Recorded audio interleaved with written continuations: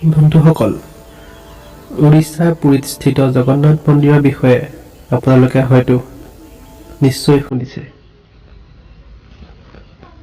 প্ৰত্যেক বছৰে দেশ বিদেশৰ পৰা হাজাৰ হাজাৰ লোক এই মন্দিৰ দৰ্শন কৰিবলৈ আহে। কিন্তু আপোনালোকে এই মন্দিৰৰ ইতিহাস আৰু স্থাপনাৰ বিষয়ে জানেনে?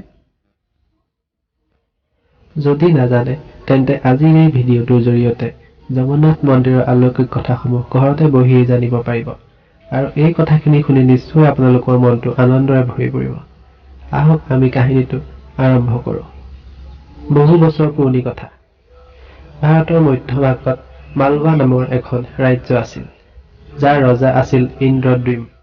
ইন্দ্ৰদ্যুম্নৰ পিতৃৰ নাম ভৰত আৰু মাকৰ নাম সুমতি আছিল। শুনিবলৈ পোৱা মতে ৰজা ইন্দ্ৰদ্যুম্ন এজন বিষ্ণু ভক্ত আছিল আৰু তেওঁৰ মনত এটাই ডাঙৰ ইচ্ছা আছিল যে ভগৱান বিষ্ণুক তেওঁ সন্মুখৰ পৰা দৰ্শন কৰিবলৈ পায়। এদিনাখন ৰজা ইন্দ্ৰদ্যুম্নৰ ওচৰলৈ এজন জ্ঞানী ঋষি আহিল আৰু ৰজাক ক'লে, হে ৰাজন, তুমি এজন ভগৱান বিষ্ণুৰ ডাঙৰ উপাসক, কিন্তু তুমি উৰিষ্যাত পূজা কৰা ভগৱান বিষ্ণুৰ নীলমাধৱ ৰূপৰ বিষয়ে জানানে? ঋষিৰ কথা শুনি ৰজাই ক'লে, হে মুনিবৰ, মই এই বিষয়ে সম্পূৰ্ণ অজ্ঞাত। কৃপা কৰি মোক জনাওক, মোৰ আৰাধ্যদেৱৰ এই দিব্য দৰ্শন উৰিষ্যাৰ কোন ঠাইত পূজা কৰা হয়? তেতিয়া ঋষিয়ে ক'লে, ময়ো এই বিষয়ে অলপো নাজানো। সেইকাৰণে মই আপোনাক সুধিছিলো, কিজানি আপুনি ভগৱান বিষ্ণুৰ এই মন্দিৰভাগৰ বিষয়ে কিছু গম পায়। ইয়াৰ পিছতে ঋষিয়ে তাৰ পৰা বিদায় ল'লে। তেওঁৰ মুখ্য পূজাৰী ভাতৃ বিদ্যাৱতীক উৰিষ্যা যোৱাৰ আদেশ দিলে আৰু সেই ঠাইখিনি বিচাৰি উলিয়াবলৈ ক'লে য'ত ভগৱান বিষ্ণুৰ এই দিব্য ৰূপ নীলমাধৱৰ পূজা কৰা হয়।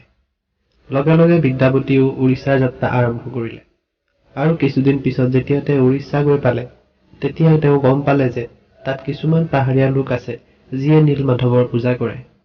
কথাটো শুনি বিদ্যাৱতী সেই পাহাৰীয়া লোকসকলৰ মুখীয়া বিশ্ববাসুৰ ওচৰলৈ গ'ল আৰু তেওঁক প্ৰাৰ্থনা কৰিলে যে তেওঁক সেইখিনি ঠাইলৈ লৈ যায় য'ত ভগৱান নীলমাধৱৰ পূজা কৰা হয়। কিন্তু বিশ্ববাসুৱে তেওঁক তালৈ নিবলৈ সন্মতি নিদিলে আৰু তাৰ পিছত বিদ্যাৱতী চিন্তাত পৰিল আৰু মনতে ভাবিলে যে তেওঁ নীলমাধৱৰ সেই দিব্য স্থান চাইহে ঘৰলৈ উভতি যাব। কিছুদিন যোৱাৰ পিছত বিদ্যাৱতীয়ে গম পালে যে মুখীয়া বিশ্ববাসুৱেই নীলমাধৱৰ উপাসনা কৰে আৰু তেওঁৱেই ভগৱান নীলমাধৱৰ মূৰ্তি এটা পাহাৰৰ গুহাত লুকুৱাই থৈছে। বিশ্ববাসুৰ এজনী ছোৱালীও আছিল আৰু বিদ্যাৱতী তাইৰ প্ৰেমত পৰিল। কিছুদিন যোৱাৰ পিছত দুয়োৰে বিয়া হ'ল। এনেকৈ কিছুদিন পাৰ হৈ গ'ল আৰু এদিনাখন বিদ্যাৱতীয়ে তেওঁৰ পত্নীক ক'লে যে বিদ্যাৱতীক নীলমাধৱৰ দৰ্শন কৰাবলৈ তাই নিজৰ পিতৃ বিশ্ববাসুক আগ্ৰহ কৰে। নিজৰ ছোৱালীৰ আগ্ৰহত বিশ্ববাসুৱে বিদ্যাৱতীক নীলমাধৱৰ দৰ্শন কৰোৱাৰ সিদ্ধান্ত ল'লে, কিন্তু এটা চৰ্ত ৰাখিলে যে বিদ্যাৱতীৰ চকুত কাপোৰ বান্ধিহে তেওঁক নিয়া হ'ব।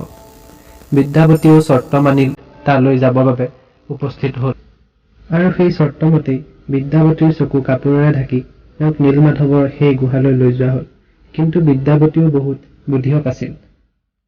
তেওঁ ৰাস্তা মনত ৰাখিবৰ বাবে গুহালৈ গৈ থাকোতে ৰাস্তাত সৰু সৰু শিল পেলাই থৈ গৈছিল আৰু সেইদিনা তেওঁ নীলমাধৱৰ দৰ্শন কৰি ঘূৰি আহিল আৰু পিছদিনা সেই শিলবোৰৰ সহায়ত বিদ্যাৱতী নীলমাধৱৰ গুহা পালেহি আৰু তাৰ পিছত তেওঁ ভগৱান নীলমাধৱৰ মূৰ্তিভাগ চুৰ কৰি নিজৰ ৰজাৰ হাতত দি দিলেহি।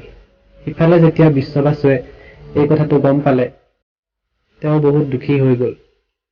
নিজৰ ভক্তৰ দুখ দেখি ভগৱান নিজে গুহালৈ ঘূৰি আহিল আৰু লগতে তেওঁ ৰজা ইন্দ্ৰদ্যুম্নকো সন্মুখৰ পৰা দৰ্শন দিয়ে আৰু প্ৰতিশ্ৰুতি দিয়ে যে তেওঁ এদিন ৰজাৰ ওচৰলৈ নিশ্চয় উভতি আহিব।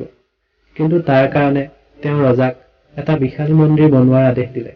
ৰজাইও এটা বিশাল মন্দিৰৰ নিৰ্মাণ কৰিলে আৰু ভগৱান বিষ্ণুক তাত বিৰাজমান হ'বলৈ প্ৰাৰ্থনা কৰিলে।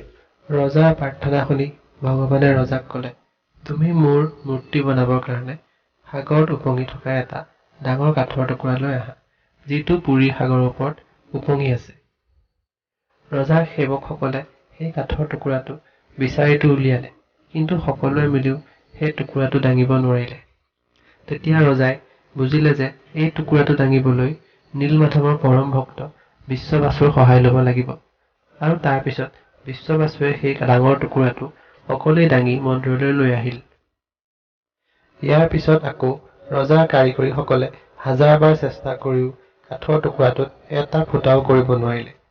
তেতিয়া ভগৱান বিশ্বকৰ্মা এজন বৃদ্ধ ৰূপত সেই ঠাইলৈ আহিল আৰু ৰজাক ক'লে, তেওঁ নীলমাধৱৰ মূৰ্তি বনাব পাৰিব, কিন্তু তেওঁৰ এটা চৰ্ত আছিল যে তেওঁ 21 দিনত মূৰ্তিটো বনাব আৰু অকলে বনাব। কোনেও তেওঁক মূৰ্তি বনোৱাৰ সময়ত চাব নোৱাৰিব। ৰজায়েও তেওঁৰ চৰ্ত মানি ল'লে। তাৰ পিছত কেইবাদিনলৈও সকলোৱে কেৱল মন্দিৰৰ ভিতৰৰ পৰা কাম কৰাৰ শব্দ শুনা পাই থাকিল। কিন্তু 15 দিন পিছত ৰজাৰ পত্নীয়ে নিজকে ৰখাব নোৱাৰিলে আৰু যেতিয়া তেওঁ মন্দিৰৰ দুৱাৰৰ ওচৰ পালেহি, তেতিয়া একো শব্দ শুনা পোৱা নাছিল। একো শব্দ শুনা নোপোৱাত ৰাণীয়ে ভয় খালে আৰু ভাবিলে বৃদ্ধ কাৰিকৰজন চাগে মৰি গ'ল। তাৰ পিছত তেওঁ ৰজাক এই কথাটো জনালে যে মন্দিৰৰ ভিতৰৰ পৰা কোনো ধৰণৰ শব্দ অহা নাই। কথাটো শুনি ৰজায়ো ভয় খালে আৰু মন্দিৰৰ দুৱাৰ খুলিবলৈ আদেশ দিলে। দুৱাৰ খোলাৰ লগে লগে বুঢ়া ব্যক্তিজন নাইকিয়া হৈ গ'ল আৰু তাত 3টা আধাখনীয়া মূৰ্তি পৰি থকা পালে। যি হ'ল সেয়া ভগৱানৰে ইচ্ছা বুলি মানি ৰজাই সেই আধাখনীয়া মূৰ্তি 3টাকে মন্দিৰত স্থাপন কৰি দিলে। আৰু তেতিয়াৰ পৰা আজিলৈকে 3 ভাই ভনী ভগৱান শ্ৰীকৃষ্ণ, সুভদ্ৰা আৰু বলোৰাম এই ৰূপতেই উৰিষ্যাৰ জগন্নাথ মন্দিৰত বিৰাজমান হৈ আছে। যদি কেতিয়াবা সুবিধা হয় তেনেহলে নিশ্চয় উৰিষ্যা যাব আৰু ভগৱান জগন্নাথৰ দৰ্শন কৰিব।